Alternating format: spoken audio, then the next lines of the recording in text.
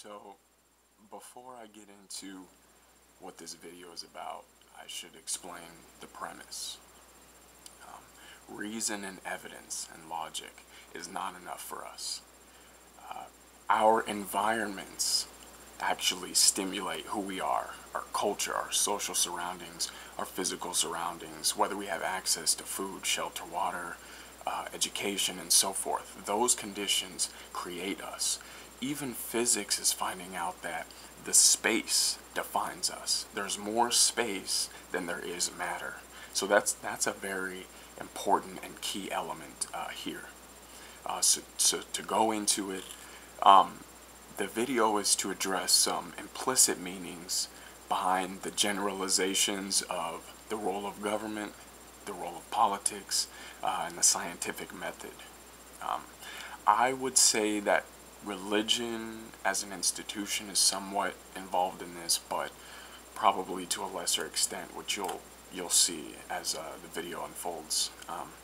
I'm a better writer than I am a video maker, so I'm probably just going to read verbatim what I wrote this morning, but it's something that as a train of thought has been going on consistently in my life for quite some time. So let me just start off.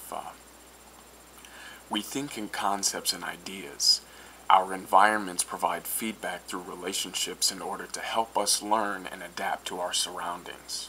One question I have is, are we able to apply what we learn through effective experiences to our society in order to also effectively create change where it's needed, where ideas fall short and evidence is what we need to move forward?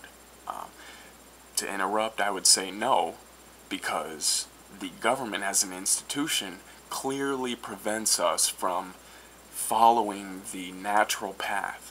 And not just government as an institution, we have to think about our friends and family that are always naysaying and opposing the sort of creative ideas that we have. Always is probably yet too general of a term, because it's circumstances. Some of us are in those environments and some of us are in more loving and affectionate environments. But overall, at society, we have to think of the bigger picture. I'd bring the generalization of government, or what I call the monopolized institution of force used to coerce solutions rather than arrive at them through reason and evidence. Actually, I feel that government isn't the only word we need to use to point out the incompetency in thinking, because government is simultaneously the result of public thinking and complacency to abide by generalizations and preconceptions rather than reason and evidence. So we have government, the institutional monopoly of force, and social apathy, the cultural monopoly of complacency. Both of these illustrates in the most generalized sense the ignorance of humanity using two ends of the same sword, avoiding the discomfort of change by following their driven instincts rather than logic and reason. If we were going to bypass generalizations and ask where the biological, historical, and metaphysical origination of such behaviors come from, what sort of answers would we arrive at? Probably each of us have our own mental projections, including God, Satan, evolution, failed institutions, and so on and on, possibly ad infinitum. But none of these do more than add to the generalizations open to yet further interpretations. How can we come upon some sort of ground in which we can all observe the same things to generate a common understanding of where the problems of our behaviors originate? That's a very important question, because as long as we have such diverse and completely irrelevant views without at least going to reason and evidence, though reason and evidence is the sort of objective, insofar as possible through our nervous system, observation of what we can commonly define as being relevant. Well, for one thing, we can certainly correlate many behaviors with specific portions of the brain which activate during these responses, which we can at least find an intermediate understanding of what we are. The base of the brain is known to contain instinctual responses. Excuse me, I just ate, so I'll probably be burping here and there. So the base of the brain is attributed to the fight or flight mechanisms, which channel aggression, violence, sexual urges, predatorial drives, and so on. The neocortex, which is also called the new brain, which is the front part of the brain, is correlated with logic, reason, conscious awareness, will, and other such functions. Based on this, we can associate and therefore generalize behaviors, ideologies, concepts, organizations with these aspects of the brain which we have categorized. Even with evidence in sociological, psychological, historical, and otherwise scientific studies, including metaphysics, I would put metaphysics under scientific investigation, and I'll have to make another video on why. But anyway, on how irrational we behave under conditions of coercion, lack of stimulation to intelligent reasoning, and so forth. We continue to perpetuate abnormal behaviors which are symbolic of unhealthy lifestyle choices.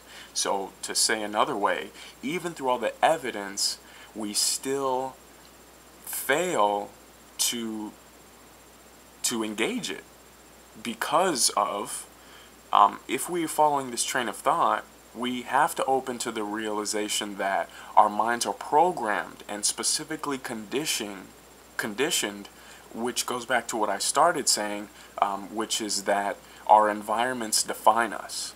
So reason and evidence is not enough because we haven't changed the problem of our environment to stimulate and provide that feedback which is actually going to change us. So let's see, where am I? So this purity of observation shows that each person has to rethink his or her environment to get an understanding of how it influences them to maintain, in order to help them maintain their coercive and apathetic mannerisms. So if you have to do self-investigation, you have to do your own due diligence. If one chooses not to look at and ask self-driven questions, then just as 1 + 1 is 2, one will be driven by whatever forces are most effective at coercing and changing the environment for them because of the refusal and or neglect to be self-reflective. Now, this is very important. So if you fail to look at your own life and understand how you contribute to the apathy or coercion, then you will be driven by whatever coercive or apathetic forces are in your life. This is as it says, 1 + 1 is 2. Just that simple. I mean, any child can understand this, I bet. Ask any 4-year-old, 5-year-old, 6-year-old, and they will be able to pinpoint this basic logic because they will already have the math skills in their tool belt. If the use of force is understood as an ineffective means to progress towards intelligence, which is evolution, progression of the... an evolution doesn't have to negate any sort of intelligent design. I would argue against the anthropomorphic deification, but once again, that aspect is probably best held off for another video because it's a deep subject and requires a lot of patience and integration and so on. So let me reread that since I went on that little mini tangent. If the use of force is understood as an ineffective means to progress towards intelligence by the mere fact that it regresses to more primitive aspects of the brain, then coercive action or the initiation of force can no longer be seen as a viable solution at any point in any relationship, period. Therefore, there can no longer be the excuse of projecting into any institution the right to engage such initiation of force on any person or living creature. So I hope this is very clear.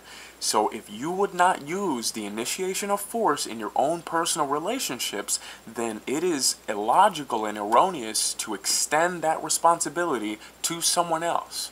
Otherwise, you maintain and contribute to the status quo of apathy and coercion of force and use of force. The act of apathetically diffusing responsibility to another institution to make decisions for you is equal to the personal use of coercion through the law of polarity and equal and opposing reactions, just as love and affection stimulate compassion and reason. So these are very important keys and principles that we need to look at. With all this being stated, it is important to understand that we cannot know specifically how we are going to solve the problems of society and our current paradigm due to the amount of information which is unknown, and from the failure to at least acknowledge the sound principles of non-initiation of force and non-complacency. Okay, so to put another way, did people know 100 years ago that the internet was going to solve the problem of distant communication? I mean, think back, even 50 or 20 years ago, how many things were people so concerned about and had no idea of the future of technology and or human intelligence? So, you know, I mean, we can't say a lot of people are going to have these displaced arguments of, well, how are we going to build roads? How are we going to solve this problem or that problem without the government? Well, we need to start first by acknowledging what doesn't work and build from there, and everything else will fall. It'll be a naturally arisen relationship rather than a coerced one or some what if that has no substance to reality to it. Let's see. Did you know that just as sort of it's kind of odd, but did you know that animal protein has been found to relate directly to stimulation of carcinogens and cancer-causing organisms in the body? That is a fact. Look up the China study. There is scientific evidence correlated through years of study that animal protein, milk, meats, all of this relates to cancer, and that the protein in vegetables has throughout these studies been related to health. I mean, look up the Gerson therapy. Now take that information and look at the status quo.